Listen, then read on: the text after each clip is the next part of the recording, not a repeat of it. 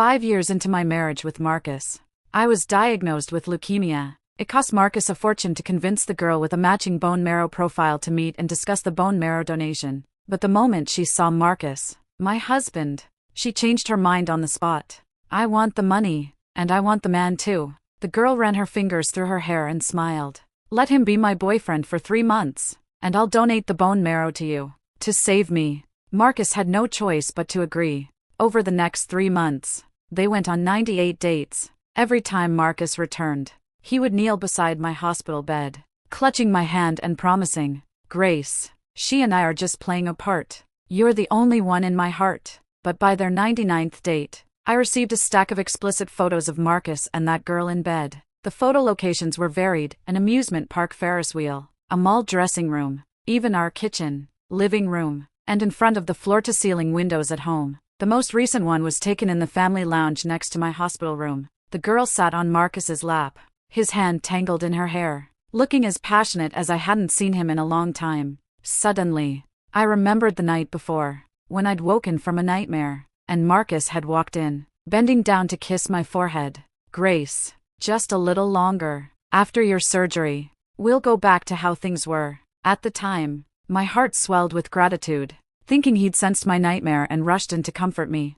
Only now did I realize it was just a sliver of guilt after his affair. My stomach lurched violently. I hunched over the bed, dry heaving uncontrollably. Just then, the hospital room door opened, and Chloe walked in, her high heels clicking against the floor like slaps across my face. "Seen the photos? Have you?" Chloe leaned against the doorframe, a smirk playing on her lips. "Marcus is mine now." I wiped my mouth, looking up to demand, "What exactly do you want? To replace you as Mrs. Marcus?" "Of course." Chloe walked to the bedside, her fingertips tracing my cheek. "Who wouldn't want a man who's rich and handsome?" I clutched the bedsheet, my voice strained as I said, "I won't let you get away with this." Marcus and I had known each other for a long time. I'd been by his side as he fought his way to becoming a rising star in the business world. I refused to believe he'd divorce me for this woman. Chloe seemed to read my thoughts, lowering her voice. "Then do you still want your bone marrow transplant?" The moment a chill crept up my spine, Chloe suddenly grabbed my wrist and brutally slapped herself across the face. Smack! The sharp sound of the slap echoed through the hospital room. Almost simultaneously, the hospital room door burst open. Marcus rushed in. Chloe stumbled and collapsed into his arms, her eyes red as she sobbed complaints. "Ms. Grace, I'm about to donate my bone marrow to save you. Is it really too much to ask for Mr.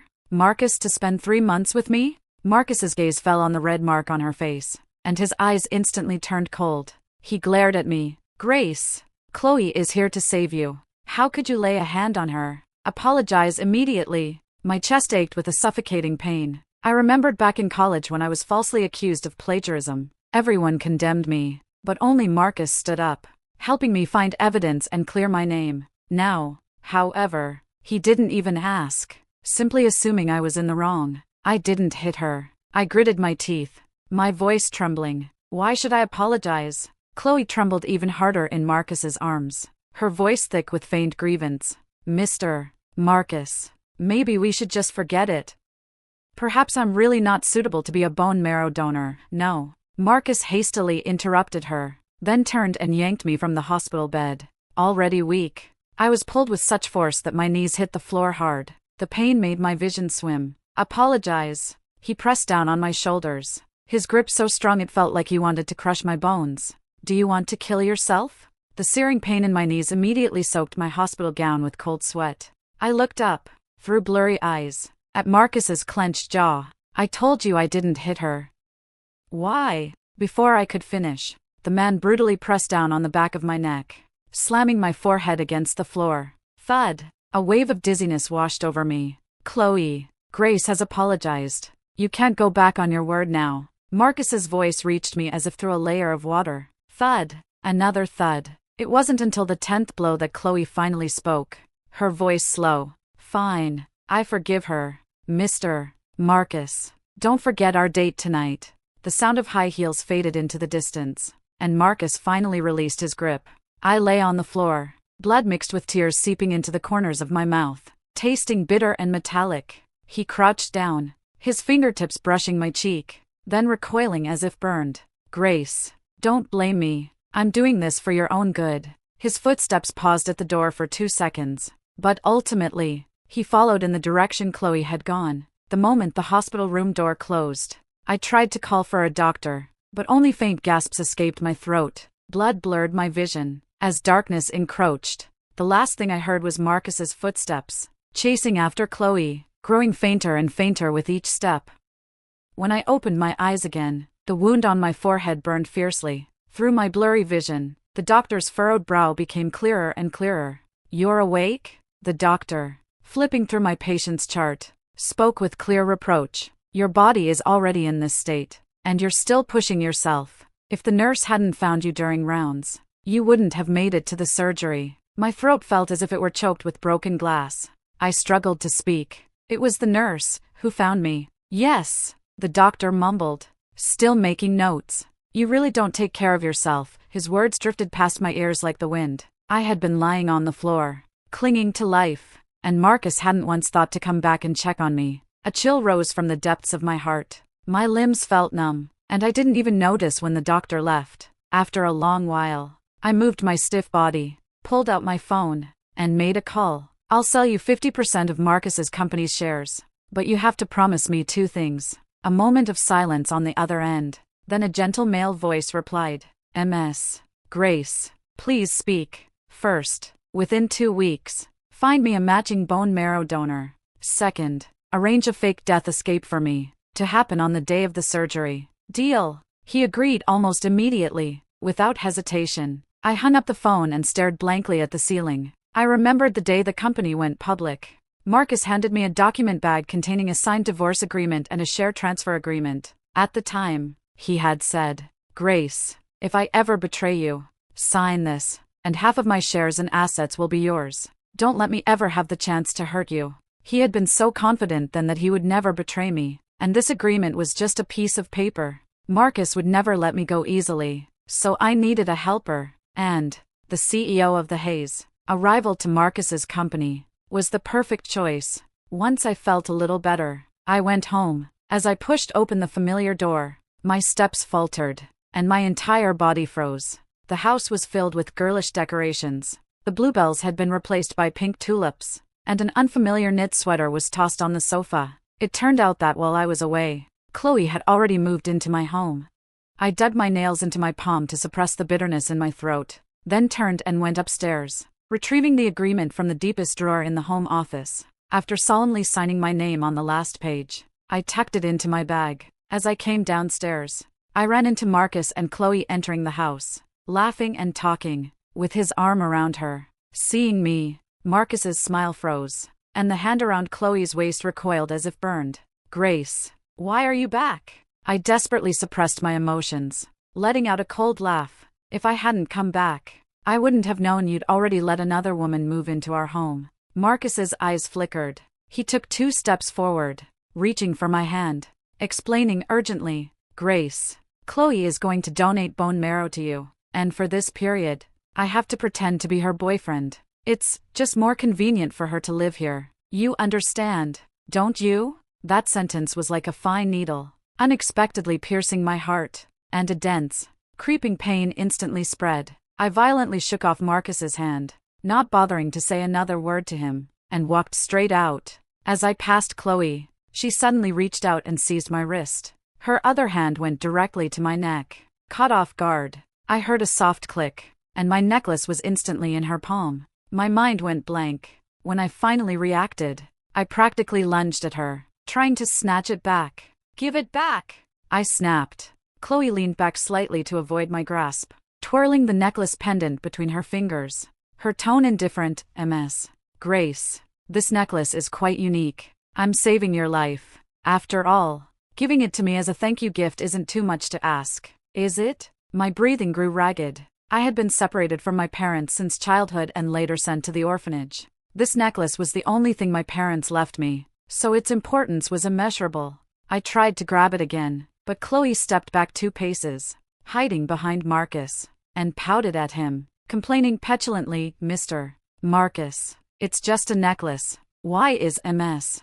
Grace being so petty?" Marcus was silent for a few seconds, then took half a step forward, positioning himself directly in front of Chloe. He looked up at me. "Grace, just let it go." My eyes widened abruptly, filled with utter disbelief, my voice trembling. "Do you know what you're saying?" Marcus frowned, a hint of impatience in his voice. "It's just a necklace, isn't it? Chloe is going to save your life eventually. What's wrong with giving it to her?" My hands at my sides clenched until my knuckles were white, and even my breathing carried a dull ache in my chest. I stared hard at him, each word forced out through gritted teeth. "This is the only memento my parents left me. You know that. It's the only token I have to find them. She can have anything else, but not this." Marcus paused, as if only just remembering what the necklace meant to me, but his gaze swept over Chloe, who was fondling the necklace with a look of adoration, and he quickly averted his eyes, his voice dismissive. "Grace, how many years have you been looking for them? Even with the necklace always on you, it hasn't led anywhere, has it? Besides, I'm your family now. You should have let go of those obsessions long ago. Chloe is saving your life. This is what you owe her." My breath caught in my throat. I never imagined Marcus could say such words. My ears buzzed, as if something was shattering inside me, inch by agonizing inch. I could no longer suppress the churning emotions. I practically screamed, "I don't want her bone marrow anymore. Give me back my things." Before the words were fully out, I had already lunged forward. Marcus instinctively shielded Chloe, raising an arm and pushing me away. "Grace, don't be unreasonable." His eyes were filled with disapproval, as if I were simply making a scene. Chloe watched our exchange, seemingly losing her patience. She let out a sneer. "It's just a broken necklace. Is it really worth all this fuss?" With a flick of her wrist, the necklace flew from her hand and landed with a thud at my feet. The moment the necklace pendant cracked, it felt as though the entire world had shifted into slow motion. My heart stopped. I stared blankly as the broken pieces scattered at my feet. The living room fell silent for a moment. The next second, I abruptly looked up and lunged, a sharp smack echoing through the room as my palm connected. Chloe's head snapped to the side from the force of the blow. Completely stunned, Marcus reacted fastest, brutally pushing me away. I stumbled backward, my lower back hitting the stair railing, and I toppled over uncontrollably. The back of my head struck hard against the edge of the stair step. A warm liquid trickled down my hair, quickly spreading into a small, glaring red pool on the floor. My vision swam with black spots, and I bit down hard on my lower lip to keep from crying out in pain. Marcus's face paled as he saw the blood on the floor, and he instinctively started to move forward to help me, but I pushed myself up against the stairs, avoiding his hand. I crouched down, my fingers trembling as I reached for the fragments. Just then, a pair of high heels brutally stepped on my hand, grinding down on my knuckles. Excruciating pain instantly shot through my entire body, and cold sweat immediately drenched my back. "Chloe, what are you doing?" Marcus's voice came from above me, but it lacked any real force. Chloe let out a cold laugh, looking down at me condescendingly. "I got a slap for no reason. I deserve something in return, don't I?" With that, she pressed her foot down harder. My bones felt like they were shattering. My vision swam with pain, but my gaze moved past Chloe's skirt to the man still hesitating, rooted to the spot. My heart instantly turned to ice. I gritted my teeth, trying to pull my hand back, but a strong force suddenly pressed down on my shoulder, pinning me in place. I turned my head, meeting Marcus's profile. His eyes darted away, his voice as low as a mosquito's buzz. "Grace, just bear with it.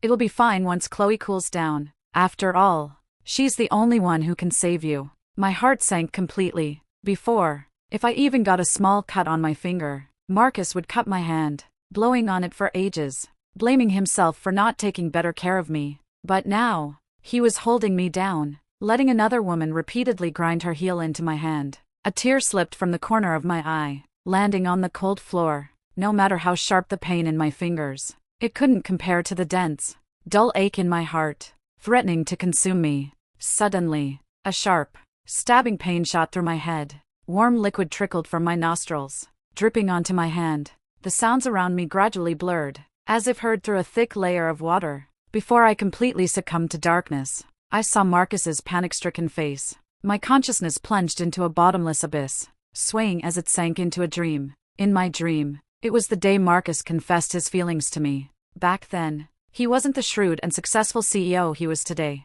adept at navigating the business world. Dressed in a faded shirt, He knelt on one knee beneath a sycamore tree, his eyes as green as an unripe fruit. He held a bouquet of bluebells, his hand trembling as he offered them to me. Grace, will you be my girlfriend?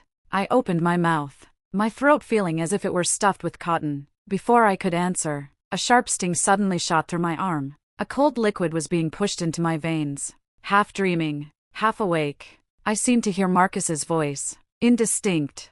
Don't go to the next room. I tried to open my eyes, but my eyelids felt too heavy to lift. Chloe's voice immediately followed, carrying a hint of careless amusement. What's there to be afraid of? I just gave her anesthetic. She won't wake up. As her words fell, the hospital room filled with sticky, frankly embarrassing sounds of entanglement. All the blood in my body seemed to freeze instantly. They were doing that in my hospital room, right in front of me. Marcus's gasps grew closer, carrying his familiar scent, but now they only sickened me. Chloe, you're such a captivating little devil. Chloe's seductive laughter pierced my hazy consciousness like needles. One after another, the anesthetic spread through my veins, and my consciousness sank deeper. Yet their voices seemed to take root, firmly lodged in my mind, growing clearer and clearer. I didn't know how much time had passed, but I suddenly opened my eyes. The ceiling was a blinding white. The sweet, ambiguous scent still seemed to linger at the tip of my nose, and my stomach churned violently. I struggled to the bedside, dry heaving intensely into the trash can, as if I wouldn't stop until I'd vomited out every last organ. Grace? Marcus pushed open the door and entered.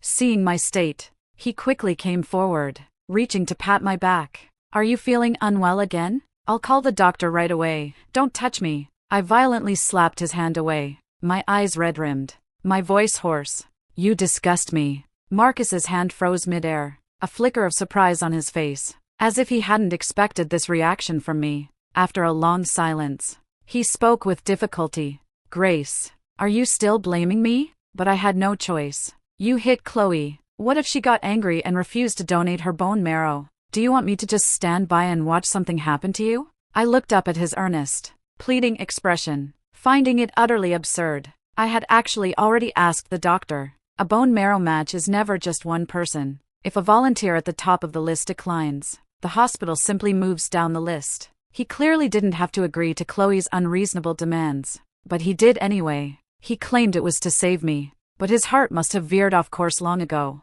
hadn't it? He was just waiting for a legitimate reason to cheat. And now, I had my most precious possession stolen, my hand crushed underfoot, and even my hospital room became a place for their illicit rendezvous. In the end, Marcus was still using his savior as an excuse to morally blackmail me. What had I ever done wrong? Chloe isn't the only one who can donate bone marrow, is she? My voice was unusually calm. Do you genuinely want to save me? Or are you just unwilling to let go of Chloe? That question seemed to flip a switch. Marcus's pupils constricted, almost as if he thought I knew something. A flush of anger and embarrassment crossed his face, and his voice rose slightly. Grace, what are you implying? Are you suspecting me? Ever since you got sick, haven't I been walking on eggshells? Worried you'd suffer even the slightest hardship? For you, I put up with so much I didn't want to, sacrificing my reputation to save your life, and you actually suspect me? That's utterly unreasonable. A cold, bitter smile tugged at my lips. Suffering humiliation and bearing a heavy burden? He was probably enjoying it all along. He was clearly in the wrong, yet he insisted on pinning all the blame on me. Even saying another word felt exhausting. I lay back down on the bed, my back to him. I'm tired. Please leave. Marcus looked at my resolute back, and an inexplicable panic rose in his heart, as if something was silently slipping from his grasp. The hand hanging at his side clenched and unclenched, clenched and unclenched. After a long moment, he finally spoke in a low, placating voice. Grace, I know you're ill and in a bad mood, but there's really nothing going on between Chloe and me. Don't overthink things. Get some rest.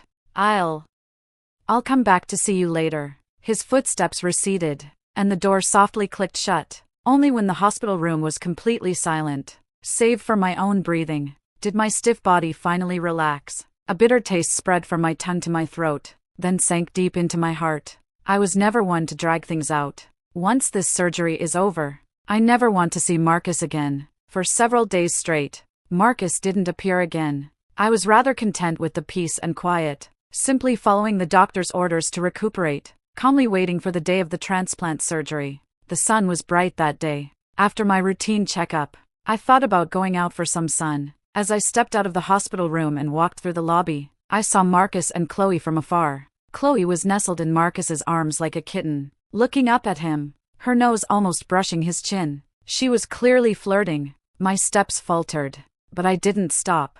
I turned around and headed back. "Grace!" Marcus's voice came from behind me, but instead of stopping, I quickened my pace. Seeing this, Marcus jogged to catch up, blocking my path, his hair slightly disheveled. "Grace, don't misunderstand. She and I are just, I'm not misunderstanding anything." I avoided his hand. "You and she are just playing a part." "I understand." Marcus's remaining words caught in his throat. Seeing my unusually calm demeanor, an inexplicable irritation flared within him. He frowned, about to say something else, when suddenly a commotion erupted from a crowd nearby. Both of us turned our heads, startled. In the center of the crowd, a man stood holding a knife, his eyes wild, a strange smile even playing on his lips. The crowd instantly scattered. Chloe also pushed her way through the throng to Marcus's side, clutching his arm tightly, her face pale and looking terrified. The crowd grew more chaotic. My first instinct was to get out of there. I turned to push my way towards the emergency exit, but my wrist was suddenly grabbed. It was Chloe. My heart tightened. "What are you doing?" Chloe smiled, a corner of her lip curling. My heart inexplicably sank, and a strong sense of unease rose within me. "Watch out!" Marcus's voice exploded from beside me. I instinctively looked up and saw the man with the knife charging towards us. Marcus was closest to me, but he almost instinctively turned and shoved me aside, rushing a few steps to Chloe's front and shielding her tightly in his arms. I stumbled back 2 steps. By the time I managed to regain my balance, the man was right in front of me. The knife blade glinted coldly, making my eyes ache. My limbs felt weak. I wanted to retreat, but a strong shove suddenly hit my back. I was pushed straight toward the man's knife. My mind went blank. In my panic, I clearly saw Chloe's hand, still outstretched from the push, and the defiant look she shot me as she peeked out from Marcus's arms. Thud! The sound of the knife piercing my abdomen was horribly muffled. Excruciating pain instantly shot through my entire body. I desperately gripped the man's wrist, stopping the blade from advancing even a fraction further. Cold sweat streamed down my temples.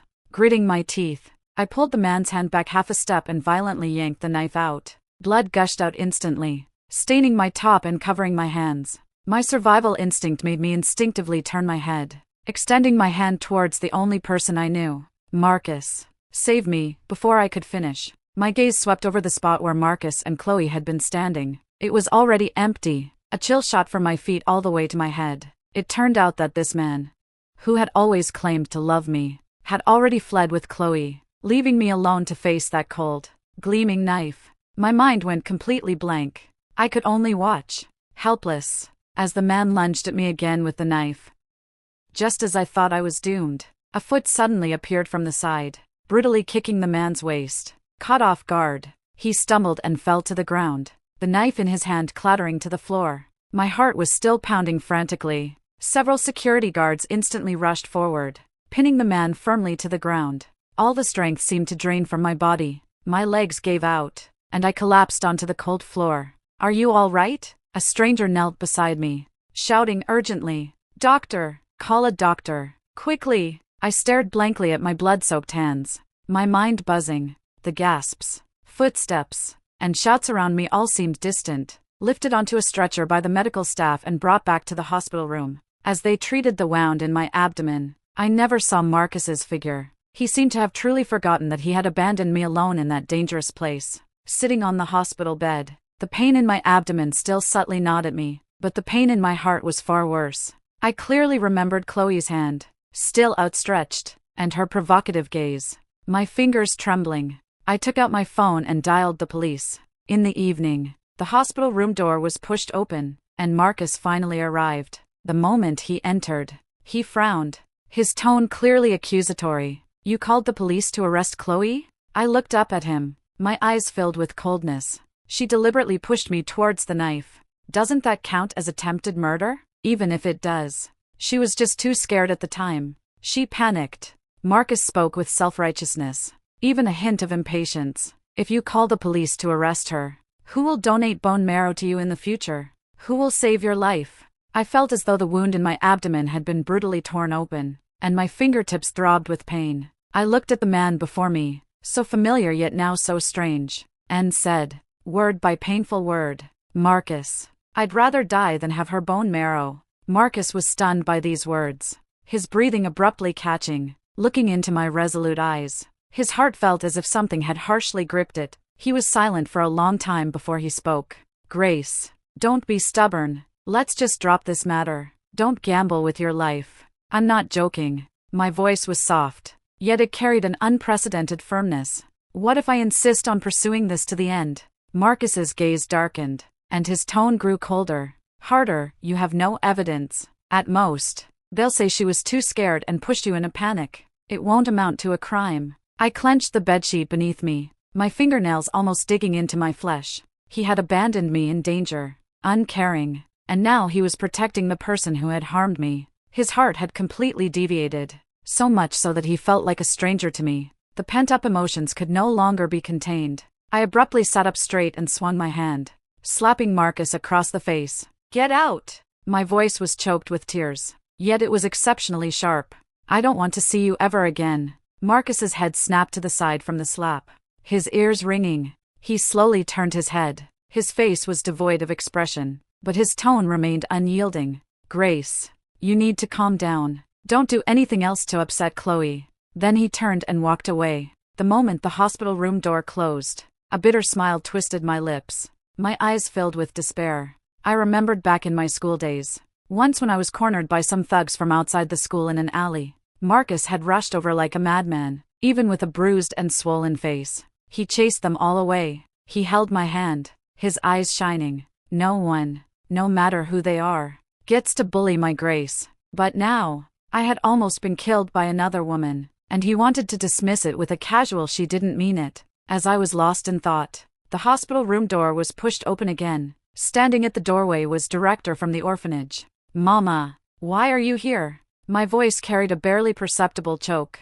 Director placed the thermos she was holding on the bedside table and smiled. I heard you were sick. I've wanted to visit you for a long time, but I haven't had a moment. She sat on the edge of the bed, her gaze falling on the gauze on my abdomen, and her brow immediately furrowed. What happened here? How did you get injured? I didn't want her to worry, so I vaguely said it was an accident. Director didn't press further, merely stroking my head gently, just as she had countless times when I was a child. I just saw Marcus in the hallway. He didn't look too well. Did you two have a fight? At the mention of Marcus, my heart clenched suddenly. Perhaps it was that I hadn't been treated with such tenderness in so long, or perhaps that in front of Mama, I finally didn't have to pretend to be strong. My nose stung, and tears welled up without warning. Mama, choking back sobs. I fell into Director's arms, crying convulsively like a wronged child. All the grievances, pain, and disappointment accumulated over so many days finally found an outlet at this moment.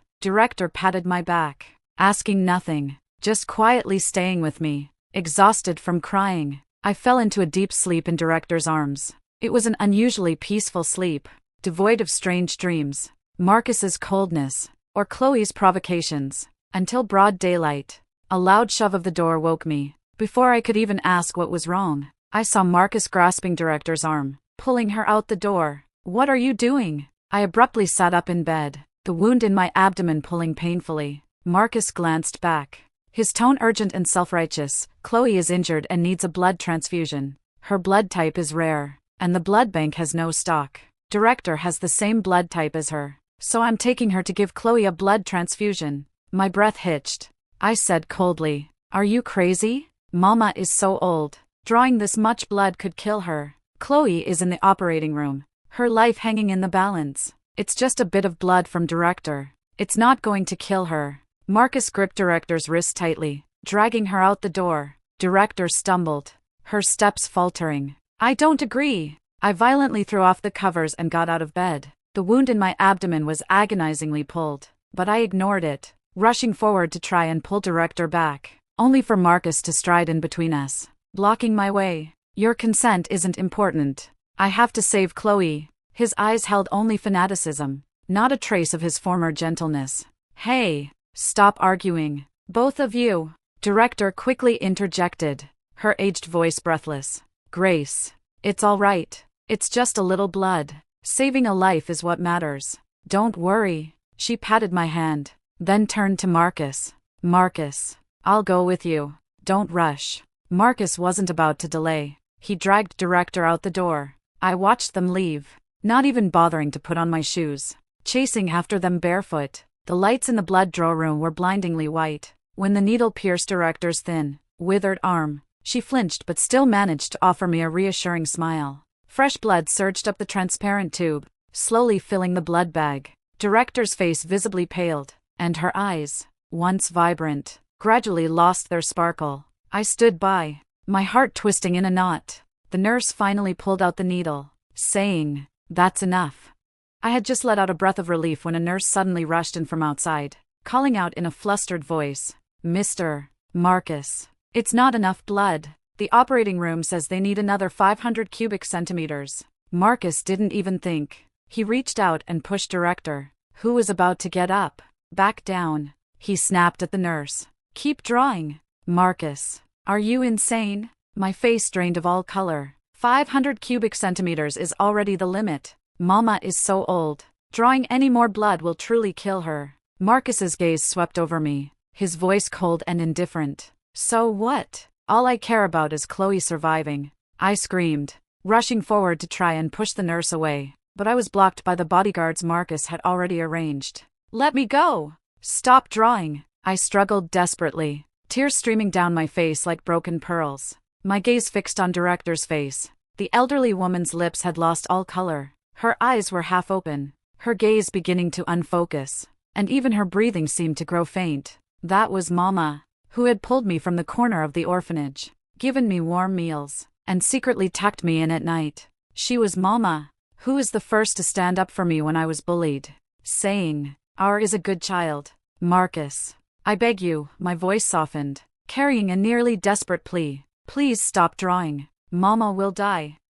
I'm begging you," but acted as if he hadn't heard me, still firmly pressing down on Director's shoulders, his gaze fixed on the blood bag, as if it contained not blood, but Chloe's life. I was held back 2 meters away, watching helplessly as the second blood bag began to fill, watching Director's head tilt slowly, watching her hand fall limply, her fingers still faintly trembling. My heart felt as if an invisible hand was clutching it, kneading it repeatedly, tearing it into pieces, blood oozing from the cracks, the pain making me almost suffocate. "No, don't draw any more," I murmured, my mind a complete blank. Suddenly, I seemed to remember something. Trembling, I pulled out my phone and dialed that number. The call was answered. A cool male voice came from the other end, and my defenses completely shattered. I cried out incoherently, "Mr. Julian. Julian, please save Mama, come to the hospital, quickly, please." My voice was an incoherent mess, tears blurring my entire face. "Please." A half-second of silence from the other end, then a steady voice replied, "I'm coming." I collapsed to the floor, my hands and feet icy cold. Finally, the second bag of blood was full. The moment the bodyguard released my hand, I scrambled to Director's side, trembling as I reached for her hand. It felt utterly cold. "Mama. Mama, please wake up." My tears had long run dry, and my voice was so hoarse it was barely recognizable. "Don't leave me. I beg you." Amidst the violent surge of emotions, a sudden coppery taste filled my throat, and I coughed up a mouthful of blood. Urgent footsteps echoed in my ears, drawing closer. I slowly raised my head and saw a man in a suit stop at the doorway, followed by a group of doctors in lab coats. "Quick! To the emergency room." The man gave rapid commands, and the doctors immediately moved forward, carefully lifting Director onto a stretcher. The man walked up to me and crouched down. "Ms. Grace. I'm Mr. Julian's secretary." He was unexpectedly called to an urgent meeting and couldn't get away, so he asked me to come ahead. I watched his lips move, but it was as if my ears were stuffed with cotton. I couldn't hear a thing. The next second, a tearing pain shot through my heart, and I coughed up another mouthful of blood.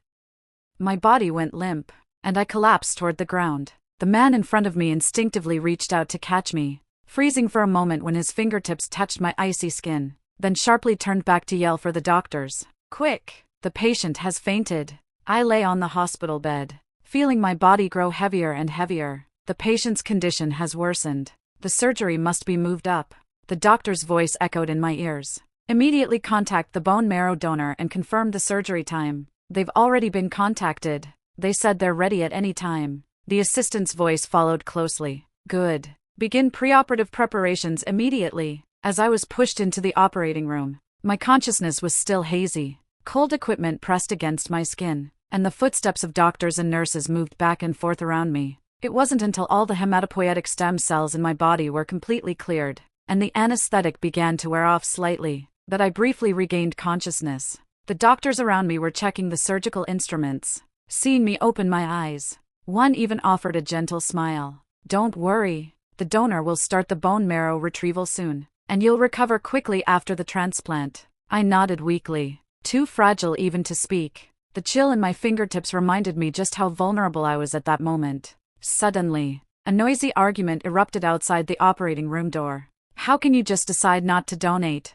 It was the lead surgeon's exasperated voice. Don't you realize this will kill her? My breathing hitched, and I strained my ears, trying to catch what was happening outside. Chloe's voice was soft and gentle, yet it pierced my ears like a needle. But I'm pregnant. Marcus, this is your child. Can't the surgery wait a few months? Wouldn't it be the same if I donated after I give birth? Marcus's voice was laced with incredible joy. Are you serious? Of course, I'm serious. Chloe's voice was sickeningly sweet, with almost no hesitation. Marcus immediately made his decision, his tone decisive. Delay the surgery. We have to wait until Chloe gives birth. He even started planning in his mind that since I was so sick, it would probably be difficult for me to have children in the future. It would be perfect for Chloe to have the child. Then he could take it and raise it under his and Grace's names. Give Chloe a sum of money to disappear, and their lives could go back to how they were. No! The doctor beside them was frantic. The patient's hematopoietic stem cells have all been cleared.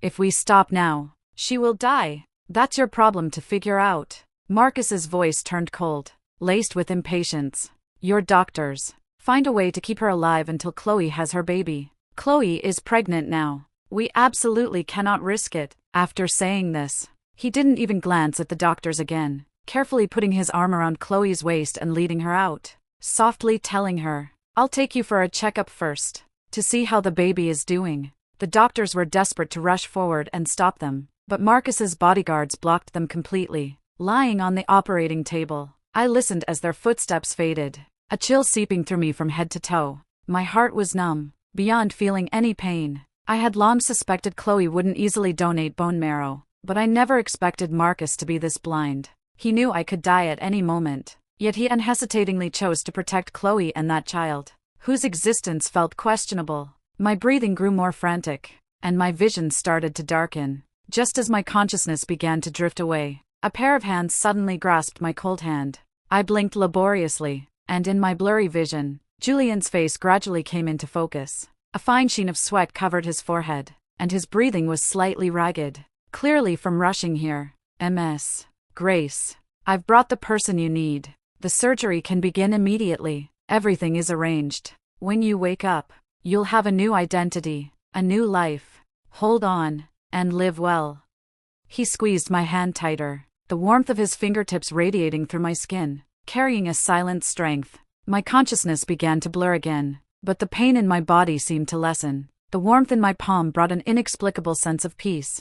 I will live. As for Marcus, let him live the rest of his life consumed by the regret of having killed me. GYN department. His brow furrowed the entire way, recalling the hardship Chloe had endured recently. He seemed desperate to inquire about every single examination until the doctor said the fetus is healthy. Only then did he finally breathe a sigh of relief. Chloe gently swayed his hand, her eyes probing. So, this child, what do you plan to do? Of course, we'll keep it, Marcus replied without a second thought. And then? Chloe pressed, tracing circles on the back of his hand with her fingertip. You can't just let him be born with the stigma of an illegitimate child. Can you? Marcus's heart skipped a beat. How could he not understand her implied meaning? Yet I was his lawfully wedded wife, and he had never considered divorcing me. But he also couldn't bear to let Chloe go, so he could only sigh and soften his tone. Chloe, just focus on your pregnancy for now. As for other matters, give me some time. All right?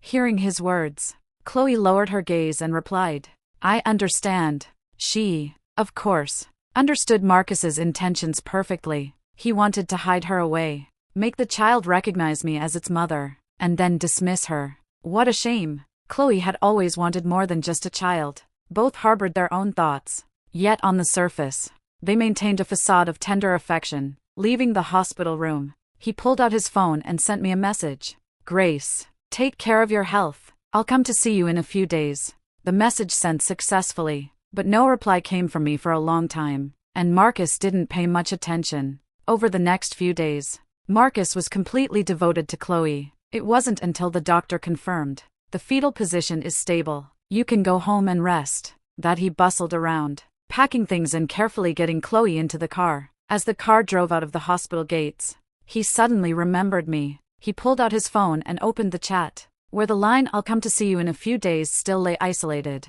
with no reply beneath it. Marcus frowned, his fingertip hovering over the screen, just as he was about to send something else. Chloe's voice came from beside him. Marcus, what's wrong? Nothing, he said, quickly locking the screen and tucking his phone back into his pocket. The car sped all the way home. After settled Chloe, he checked his phone again and saw that I still hadn't replied to his message. A nameless unease coiled around his heart like a vine. He stared at his phone screen, suddenly remembering the doctor's red-eyed roar outside the operating room that day. The patient's hematopoietic stem cells are all cleared. She will die. Could everything the doctor said that day really be true? The thought no sooner emerged than he ruthlessly crushed it. How could that be possible? If something had really happened to me, the hospital would have called him to notify him by now. He took a deep breath, trying to suppress the flicker of panic. Perhaps I was still angry, deliberately ignoring him. After all, that day, he had indeed gone too far. Thinking this,